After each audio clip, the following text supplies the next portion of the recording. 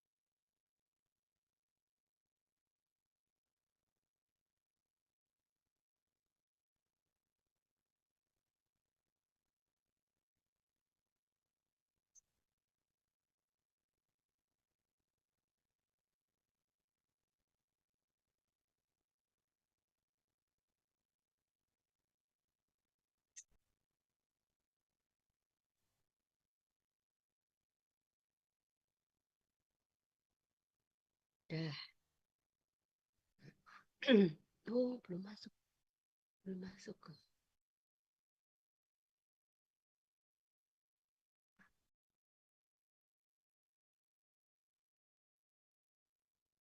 Tadi kita sampai ke urtikaria.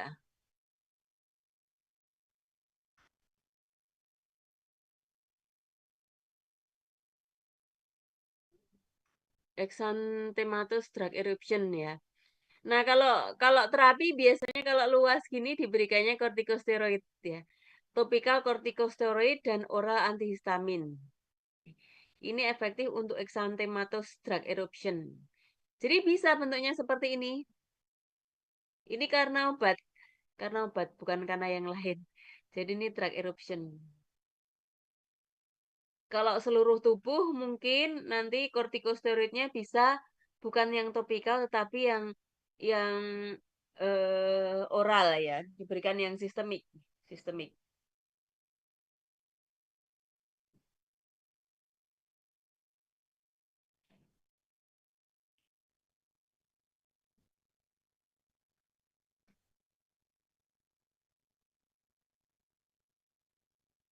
Kemudian ada yang bentuknya seperti ini. Jadi ini ada apa ya? Ada pustul. Pustul itu ini kan acute generalized exanthematos pustul. Jadi ini seluruh tubuh ada, pustul itu seperti ada nanahnya. Jadi ada apa ya? Bulat-bulat ya. Ada bentukan bulat-bulat gitu isi cairan dan cairannya cairan nanah. Jadi ini pustulosis acute generalized exanthematos pustulosis. Bisa self-limiting disease sih, jadi tanpa obat itu bisa sembuh, tetapi biasanya ya pasien itu kan khawatir sehingga tetap diberikan obat. Yang penting adalah ini eh, withdrawal of the offending drug. Jadi memang harus dihentikan obatnya. Kemudian mungkin simptomatik karena kan gatel gitu ya. Gatel itu ya dikasih dikasih biasanya lotion yang sifatnya yang dingin itu nanti akan mengurangi rasa gatal. Dan bisa juga diberikan topikal kortikosteroid. Kortikosteroid itu karena memang efeknya banyak sehingga digunakannya hanya kalau perlu sehingga kalau bisa kalau cukup yang pemberiannya topikal nggak perlu yang diberikan yang sistemik. Jadi diberikannya topikal kortikosteroid.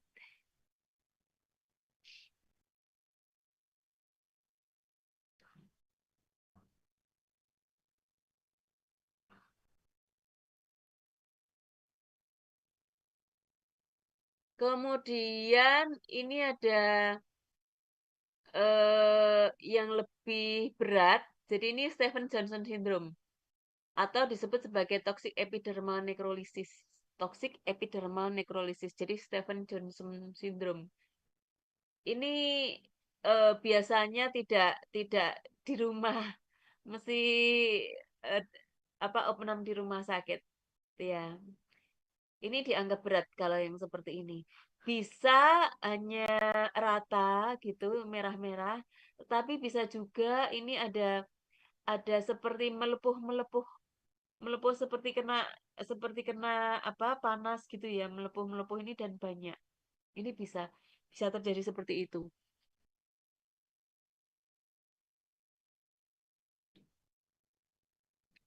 Dan ini gangguannya biasanya ini memang merata di seluruh tubuh, kemudian karena banyak banyak melepuh-melepuh ini jadi bisa resiko gangguan keseimbangan cairan. Bisa juga sepsis, kemudian gangguan fungsi organ, dan nanti kalau gangguan fungsi organ dan akan timbul kematian. Bisa menimbulkan kematian.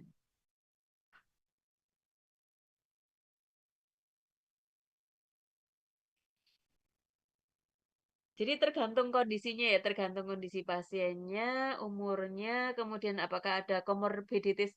Komorbiditis itu artinya apakah ada penyakit lain yang dideritanya. Nah, yang Stephen Johnson syndrome ini mortality rate-nya 10% sampai 50%. Jadi memang ya cukup besar, 10% sampai 50% kejadian itu mengalami kematian.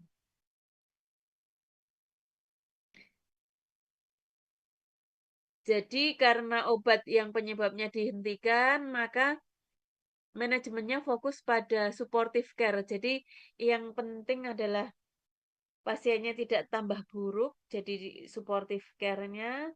Kemudian juga untuk mencegah supaya tidak terjadi komplikasi-komplikasi yang lain. Memang perlu di rumah sakit karena perlu perawatan luka, kemudian manajemen cairan, mengurangi nyeri atau pain control, dan juga kalau perlu manajemen selanjutnya misalnya terjadi sepsis.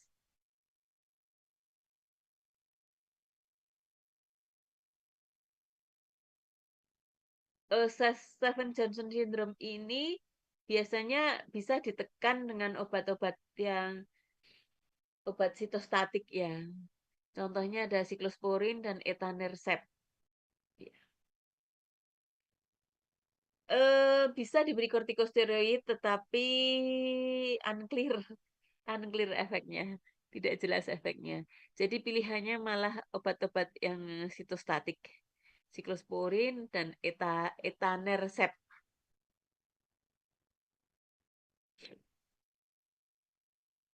Kemudian reaksi obat dengan eosinofilia dan gejala-gejala sistemik lain. Ya, berarti itu tidak hanya kulit tetapi juga ada organ lain yang terkena, yang mengalami gangguan.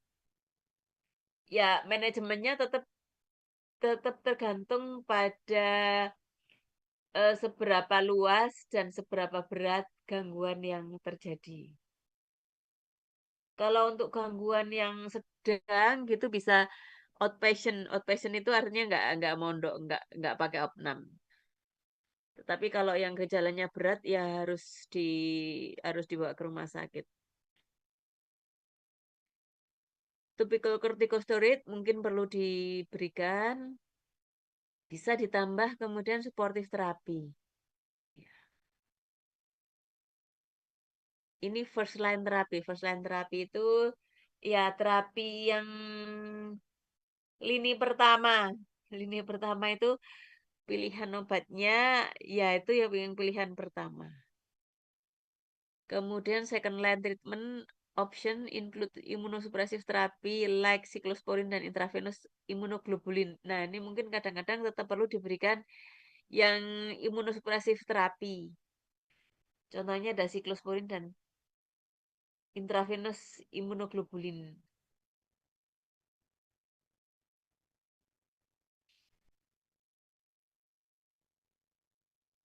Sampai di sini ada yang mau ditanyakan sebelum saya lanjut ke anafilaksis. Silahkan kalau ada yang mau ditanyakan. Ada nggak?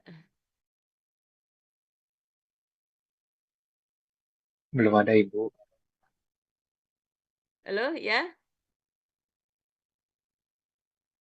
Belum ada Ada yang Ibu. mau ditanya? Nggak ada ya? Ya, kita lanjut kalau nggak ada.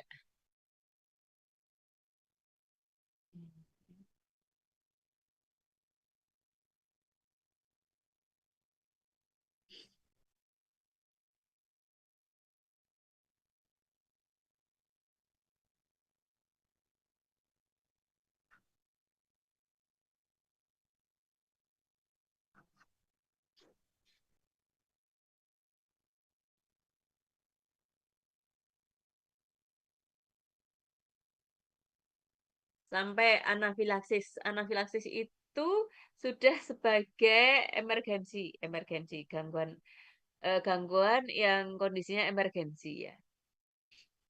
Jadi obat yang dicurigai harus di stop ya. Kemudian epinefrin, epinefrin itu sama dengan adrenalin. Ya, berikan intramuskuler. Kenapa nggak intravena? Kan intravena cepat. Cuma nyarinya itu yang lama. Kemudian juga perlu pakai turniket segala. Kalau IM itu nanti udah lebih cepat ya, intramuskuler. Lebih cepat bisa dikerjakan. Soalnya nggak pakai nyari-nyari, nyari-nyari untuk intravenanya. Kemudian ini berikan oksigen, resistensi cairan dan juga albuterol nebulization. Ini mungkin perlu diberikan. Terapi tambahannya intravenous antihistamin dan juga intravenous kortikosteroid. Jika diketahui ada airway obstruction ya, maka kadang-kadang perlu dilakukan intubasi.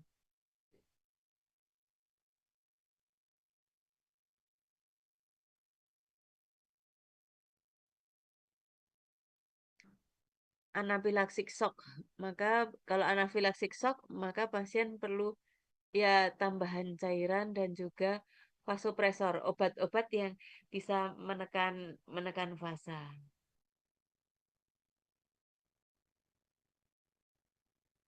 Kemudian kita bisa yang namanya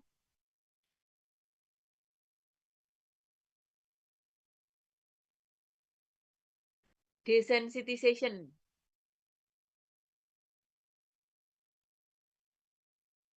Jadi ini salah satu usaha untuk supaya nanti kalau reaksi reaksi alerginya itu jadi hilang gitu loh. Jadi di desensitisasi. Jadi misalnya sedikit demi sedikit itu diberikan, ya diberikan.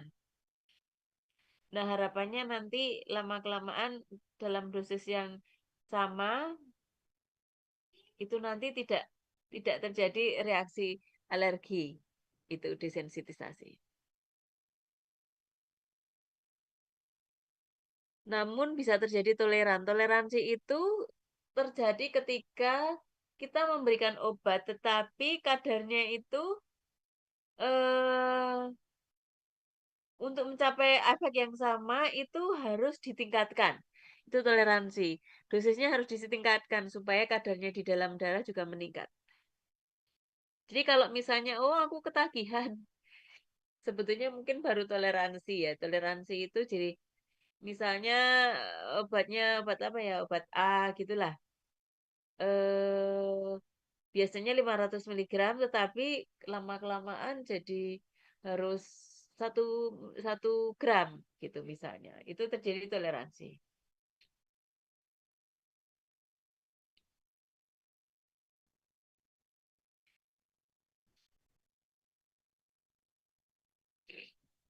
Desensitisasi itu dipertimbangkan apabila obat-obat yang lain udah nggak ada yang bisa, nggak ada yang bisa diberikan, ya, maka dilakukan desensitisasi.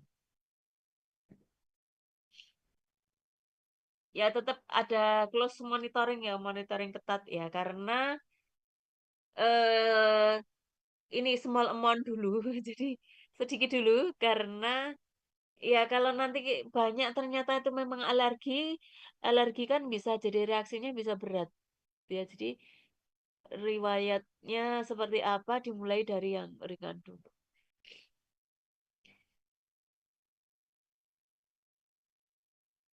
ini spesifik protokol untuk desensitisasi, itu ada yang untuk penisilin, cefepime, dan beberapa obat yang lainnya.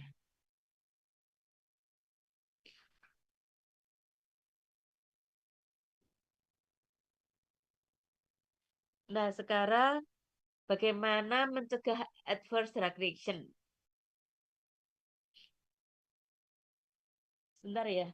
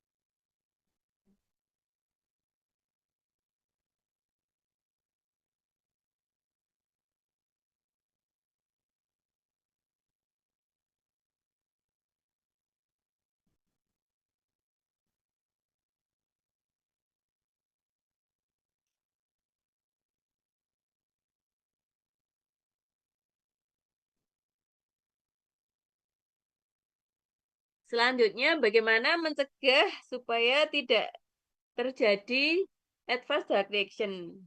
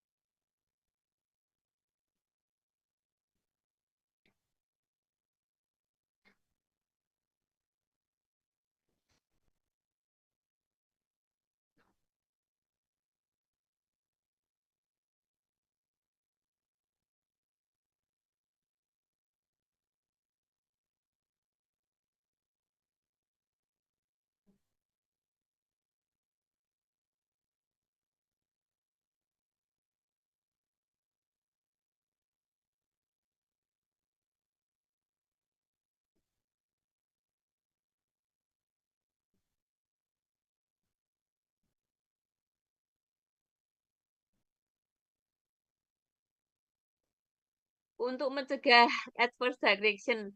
Jadi memang penting medical history review. Jadi digali riwayat kesehatannya, ya.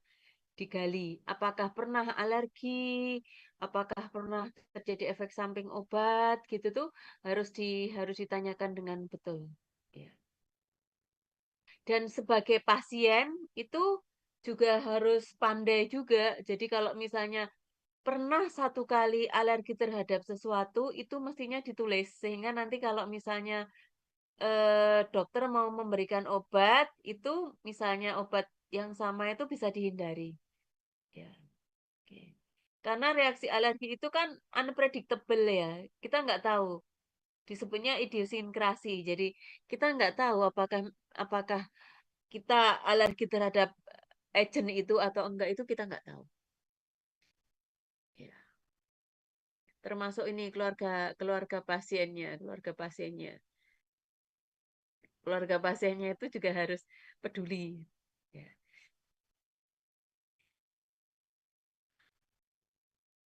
Kemudian timely and accurate documentation of allergy, yaitu tadi pokoknya kalau pernah alergi dicatat ya. One identified drug allergies and detailed account of the type and severity of the ADR should be promptly and accurately documented in the medical record. Ya. Jadi kalau misalnya reaksi alergi itu di medical recordnya itu ada mestinya dibuat sedemikian rupa sehingga ada klip-klip gitu ya. Atau mungkin pokoknya ada warning-warning gitu kalau misalnya nanti dokter itu menuliskan obat yang alergi. Itu kan bisa, sistemnya dibuat seperti itu contohnya. Jadi ada warning ketika dokter menuliskan nama obat yang sama. Bisa didesain seperti itu. Sekarang sih enggak, sekarang sih saya belum nemu yang seperti itu, tapi bisa didesain.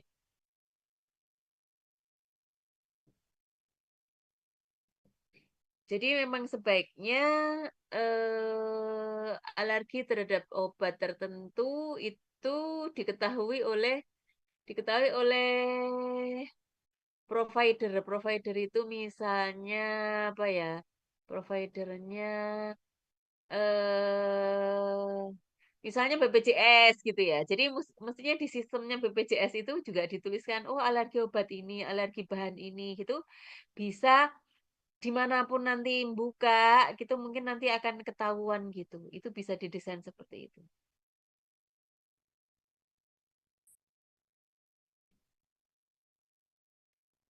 Oke. Jadi informasi-informasi tambahan lain juga dicatat ya. Jadi nanti kalau menterapi selanjutnya itu bisa diberikan obat yang lainnya yang tidak menyebabkan reaksi alergi atau adverse drug reaction.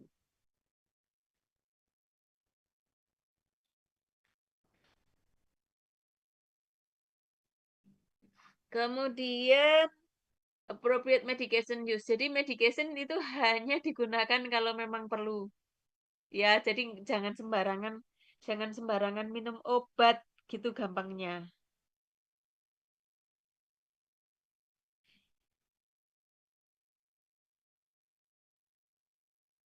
Hanya kalau perlu. Ya. Contohnya, udah ketahuan bahwa infeksinya virus, tapi dikasihnya antibiotik. Ya, kan nggak matching. Antibiotik kan untuk bakteri, bukan untuk virus.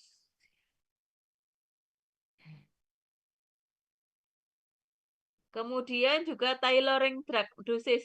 Tailoring drug dosis itu kayak penjahit. Tailor itu kan penjahit tuh. Itu tuh disesuaikan dosisnya. Jadi dosisnya itu bukan sama rata, sama semua orang dosisnya sekian gitu enggak, tetapi dosisnya itu disesuaikan tergantung pada indikasinya, umurnya, mungkin kreatinin clearnya, kemudian fungsi hepar, fungsi renalnya, atau mungkin kondisi genetiknya itu jadi personalize ya, jadi personalized medicine. Jadi memang eee, sa spesifik untuk orang tertentu.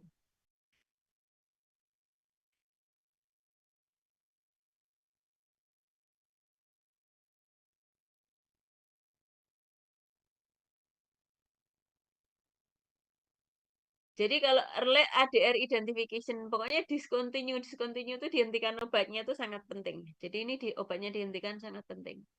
Jika ADR-nya mild sedang ya dan terus ada, maka bisa coba misalnya dosis modification. Dosis modification itu kalau misalnya memang obatnya itu nggak ada penggantinya. Kalau ada obat penggantinya ya lebih baik diganti obatnya. Diganti obatnya yang tidak alergi. Nah, kalau misalnya ini obatnya itu obatnya satu-satunya obat gitu misalnya. Yang ada apa ya satu-satunya obat. Kayaknya ya tetap ada alternatif obat lain. Ya. Satu-satunya obat. Sehingga eh padahal kalau tidak diberikan obat itu mungkin mengancam jiwa. Nah, ini sudah dilematis nih. Jadi mungkin perlu dikasih obatnya tetap, tetapi mungkin dosisnya dikurangi gitu. Ya, tapi ini kasus-kasus yang jarang.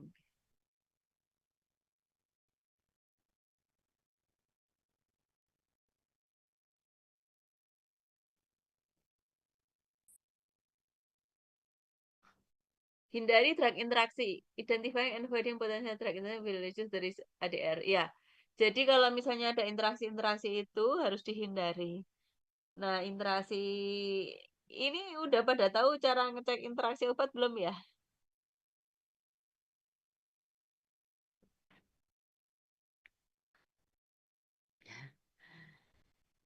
Ya, cari di internet ada.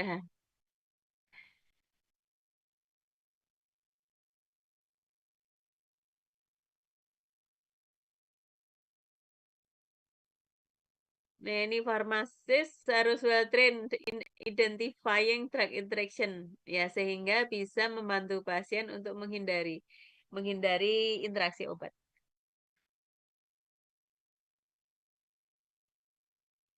Kemudian pasien specific information. Jadi berikan penjelasan yang spesifik kepada pasien. Kalau perlu itu ditulis. Ditulis di kertas gitu biar dibawa pasiennya bisa baca.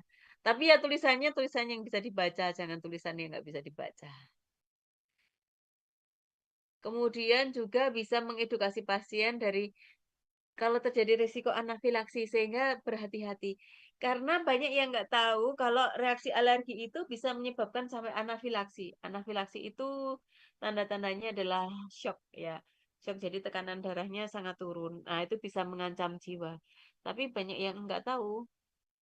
Jadi harus mengedukasi.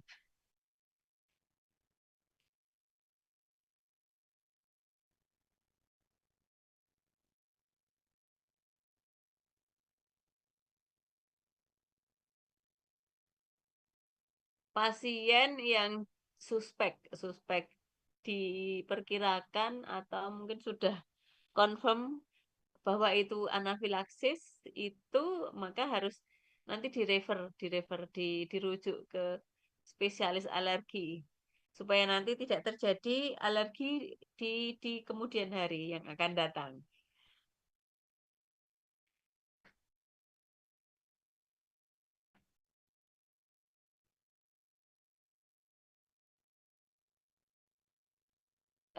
Efek samping obat itu bervariasi antar institusi, tapi kalau di Indonesia kan ke Badan POM ya. Kan ada meso digital meso. Saya sih belum belum pernah ngisi juga, belum pernah ngalami yang efek samping obatnya. Tapi bisa bisa online ya, online untuk ADR, adverse drug reaction.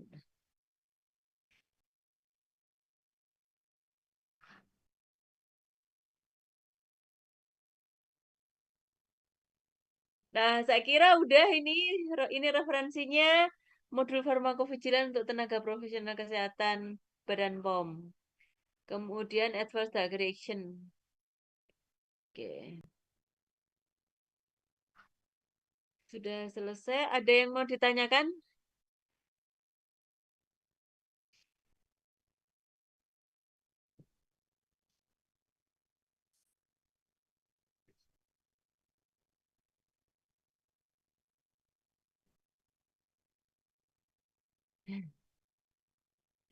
Halo Ibu, saya mau nanya Ibu, Boleh, boleh, boleh. kalau misalnya suatu ketika beneran terjadi shock anafilaksis gitu, nah cuma kondisinya memang tidak memungkinkan untuk misalnya ambulans segera datang atau sebagainya. Kalau misalnya kita di tempat itu, selain yang tadi Ibu jelaskan kayak cara ABC itu, kira-kira apa lagi yang perlu kita lakuin ya Bu? Supaya, atau mungkin masa gentingnya itu ada di berapa menit gitu Bu? Supaya bisa tetap aman bagi pasiennya, Bu. Masa gentingnya itu nggak ada batasannya, tergantung kondisi pasiennya. Spesifik spesifik tergantung pada masing-masing pasiennya. Jadi kalau misalnya di fasilitas kesehatan mestinya disediakan untuk emergensi. Jadi paling tidak ada adrenalin. Kan shock itu kan tekanan darahnya sangat turun. Nah, dinaikkannya dengan adrenalin dan adrenalin itu nanti cepat dalam beberapa menit nanti udah naik gitu. Jadi kalau di emergency unit di tempat-tempat pelayanan kesehatan itu mestinya tersedia gitu. Kalau terpaksanya nggak tersedia, apa ya? Kalau shock itu udah kalau shock itu udah nggak bisa minum, udah nggak bisa minum. Jadi, terapi cairan, apa itu eh dipasang infus cairan, kemudian yaitu tadi ABC, ABC. Ya, contohnya misalnya kakinya ditinggikan gitu ya. Itu kan ABC. Ya itu yang bisa itu sangat menolong itu udah.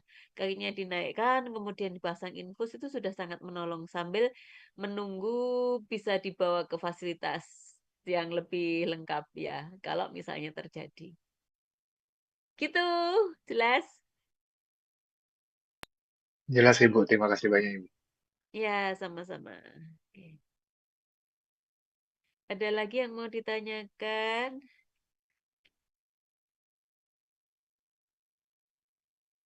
Waktunya masih banyak nih ternyata ternyata 2 jam. Kuliahnya ternyata 2 jam. Biasanya kuliah itu 1 jam. Ini ternyata 2 jam.